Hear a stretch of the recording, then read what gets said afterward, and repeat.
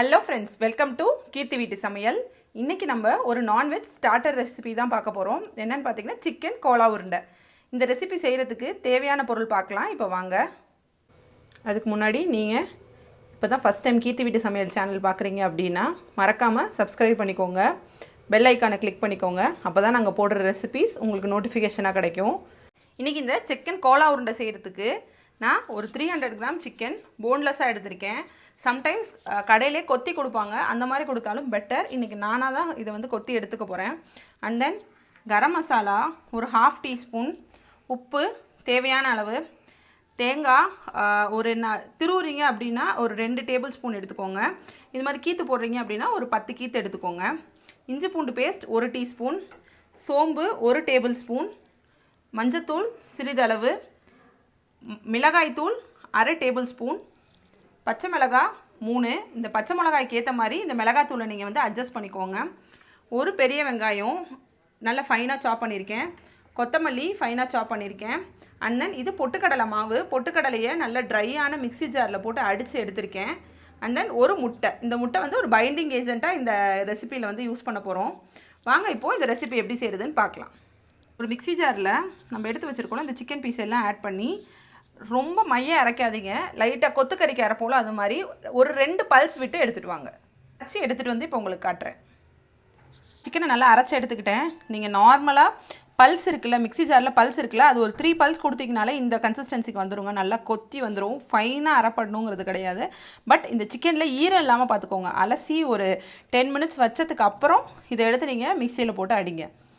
Next இந்த mixie ஜாரில் same அந்த சிக்கன் அடித்தோம் அதே மிக்ஸி ஜாரில் நான் இப்போது எடுத்து வச்சுருக்க தேங்காய், சோம்பு, இஞ்சி பூண்டு பேஸ்ட்டாக தான் எடுத்திருக்கேன் நான்.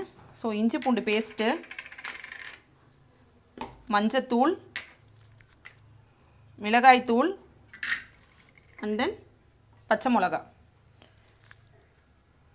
கரம் மசாலா. நான் சிக்கனில் உப்பு போடல, இந்த மசாலாவில் தான் உப்பு போடுறேன். இதுக்கு தேவையான உப்பு. அண்ட் தென் ரொம்ப மெயின் இன்க்ரீடியன்ட்ஸ் பொட்டுக்கடலை மாவு. நிறைய பேர் என்ன மிஸ்டேக் பண்ணுவோன்னா இதில் பொட்டுக்கடலையை போட்டு அரைப்போம். அப்படி அரைக்கும் போது என்ன ஆகும்னா திப்பியாக இருக்கும். அண்ட் தென் ஒரு பேஸ்ட் கன்சிஸ்டன்சிக்கு நமக்கு சீக்கிரம் கிடைக்காது. இப்போ இந்த பொட்டுக்கடலை மாவு இப்போ நான் 1/4 கிலோ சிக்கனுக்கு எனக்கு இன்றைக்கி தண்ணி விடலை, சிக்கன்லேருந்து தண்ணி எதுவும் வரல. அதனால் நான் 2 டேபிள் ஸ்பூன் பொட்டுக்கடலை மாவு எடுத்திருக்கேன். இது நல்லா ஃபைனாக பேஸ்ட்டாக அரைச்சி எடுத்துகிட்டு வந்துட்டு உங்களுக்கு காட்டுறேன். இப்போது இந்த நம்ம மிக்ஸி ஜாரில் ஆட் பண்ணதை இது மாதிரி ஃபைன் பேஸ்ட்டாக அரைச்சி எடுத்துட்டேன். இது கையில் கொஞ்சம் கூட ஒட்டக்கூடாதுங்க. தண்ணி எதுவுமே ஆட் பண்ணாமல் அந்த தேங்காய் இஞ்சி பூண்டில் இருக்க தண்ணியை வச்சே அரைக்கணும். சப்போஸ் உங்களுக்கு தண்ணி தேவைப்பட்டாலும் 1 டீஸ்பூனுக்கு மேலே இதில் தண்ணி சேர்க்காதீங்க. அப்படி சேர்த்திங்க அப்படின்னா கோலா உருண்டை உடைய ஆரம்பிச்சிரும். ஸோ இந்த மாதிரி நல்ல ஒரு மிளகாய் சாந்துலாம் நம்ம அரைப்போம்ல, அது மாதிரி நல்லா கெட்டியாக அரைச்சிக்கிட்டேன். இப்போது நம்ம நல்லா மிக்சியில் போட்டு அரைச்சி வச்சுருக்கோம்ல, நல்லா கொத்தி வச்சுருக்கோம்ல, அந்த சிக்கனில் நம்ம எடுத்து வச்சுருக்க இந்த மசாலா பேஸ்ட்டை ஆட் பண்ணிக்கோங்க. அண்ட் தென் முட்டை எடுத்துருந்தேன்ல, அந்த முட்டையை நல்லா பீட் பண்ணி அந்த முட்டையை இதில் ஆட் பண்ணிக்கோங்க. இந்த முட்டை தாங்க இதுக்கு நல்ல ஒரு பைண்டிங் ஏஜென்ட். அண்ட் தென் அந்த கோலா உருண்டை நல்லா ப்ளஃபியாக வரதுக்கு யூஸ் ஆகும். அண்ட் தென் கட் பண்ணி வச்சுருக்க வெங்காயம் நல்லா ஃபைனாக கட் பண்ணிக்கோங்க. முடிஞ்ச அளவு சாப் பண்ண முடிஞ்சால் சாப் பண்ணிக்கோங்க. கொத்தமல்லி கொஞ்சமாக கொத்தமல்லி ஆட் பண்ணியிருக்கேன் நான். இதை நல்ல ஒரு சப்பாத்தி மாவு பதத்துக்கு பிசைஞ்சு எடுத்துக்கோங்க. இப்போ இது நல்லா சிக்கனு, மசாலா, முட்டை, வெங்காயம், கொத்தமல்லி எல்லாத்தையுமே இது மாதிரி ஒரு ஃபைன் பேஸ்ட் மாதிரி நல்லா மிக்ஸ் பண்ணி எடுத்தாச்சு. அண்ட் தென் இதை எந்த அளவுக்கு நீங்கள் பிசைறீங்களோ அந்த அளவுக்கு நல்லா அந்த மசாலா ஒன்றோட ஒன்று ஒட்டும். ஒரு முக்கியமான விஷயம், இதில் சும்மா கொஞ்சோண்டு இந்த அளவுக்கு எண்ணெய் சேர்த்திங்க அப்படின்னா கோலா உருண்டை உடையாமல் கிடைக்கும் உங்களுக்கு. அவ்வளோதாங்க, இந்த மசாலா ரெடி ஆயிடுச்சு.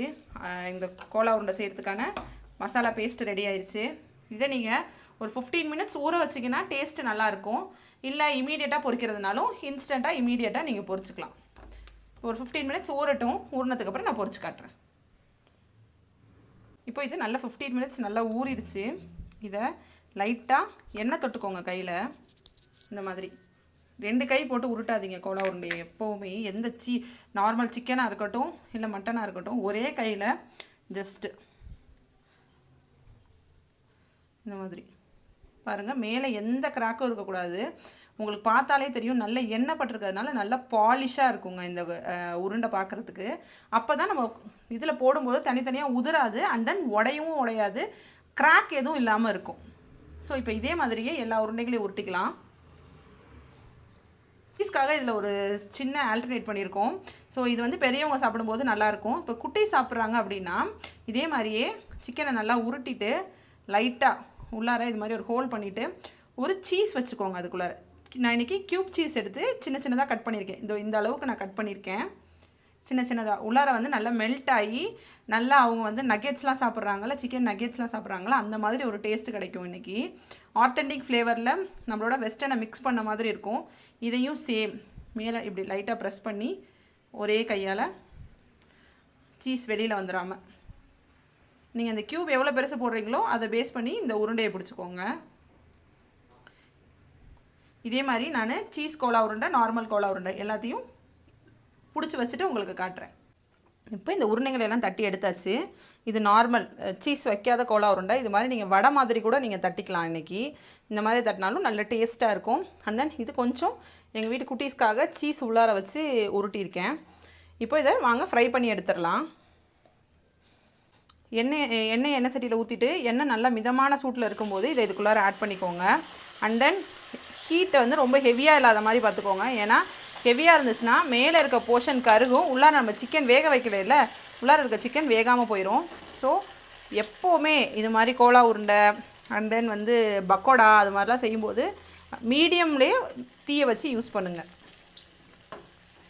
தென் இந்த பபுள்ஸ்லாம் அடங்குற வரைக்கும் நல்லா கிளறி விட்டுக்கிட்டே இருங்க. சப்போஸ் இது மாதிரி நீங்கள் பொரிக்கும்போது இந்த உருண்டைங்க தனித்தனியாக உதிருதோ இல்லை வந்து கிராக் விழுந்துச்சோ அப்படின்னா நீங்கள் நம்ம பொட்டுக்கடலை மாவு அரைச்சி வச்சுருக்கோம்ல, அது ஒரு ஸ்பூன் இதில் ஆட் பண்ணிக்கோங்க. இப்போ பாருங்கள், இந்த கலருக்கு வந்ததும் இதை எண்ணெயிலேருந்து எடுத்துடலாம்.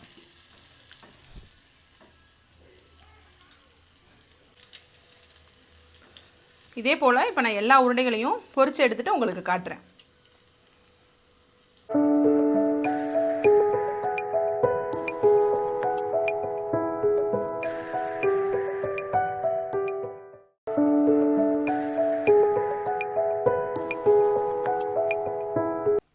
அவ்வளோதான், சூப்பரான சிக்கன் கோலா உருண்டை இன்றைக்கி நமக்கு ரெடி ஆயிடுச்சு. இதோட டேஸ்ட் பயங்கர நல்லா இருக்குங்க. சாப்பிடும்போது அந்த வெங்காயம் அண்ட் தென் நம்ம போட்டிருக்க பச்சை மிளகா, கொத்தமல்லி இதெல்லாம் நல்லா வாயில் கடிப்பட்டு நல்ல ஒரு ஃப்ளேவர் கொடுக்குது. அண்ட் தென் சீஸ் வச்ச உருண்டைங்களை உடச்சி பார்த்தோம் அப்படின்னா சீஸ் நல்லா மெல்ட் ஆகி உள்ளார நல்லா இந்த இதுவும் நல்லா வெந்திருக்கு. நமக்கு பாருங்கள் சீஸ் எந்த அளவுக்கு மெல்ட் ஆகிருக்குன்னு. அண்ட் தென் நார்மல் உருண்டைங்க நீங்கள் உடச்சி பார்த்தீங்கனாலே தெரியும் உள்ளார நல்லா ஒரு வடை பதத்துக்கு இருக்குது, நல்ல ஒரு டேஸ்ட்டாகவும் இருக்குது. குட்டீஸ்க்கெலாம் இது ரொம்ப பிடிக்கும். நீங்களும் உங்கள் வீட்டில் செஞ்சு பாருங்கள். எப்படி வந்துச்சுன்னு மறக்காமல் கமெண்ட் செக்ஷனில் சொல்லுங்கள். எப்பவும் கீர்த்தி வீட்டு சமையல் பேஜை சப்போர்ட் பண்ணுங்கள், லைக் பண்ணுங்கள், கமெண்ட் பண்ணுங்கள், ஷேர் பண்ணுங்கள். Thank you friends.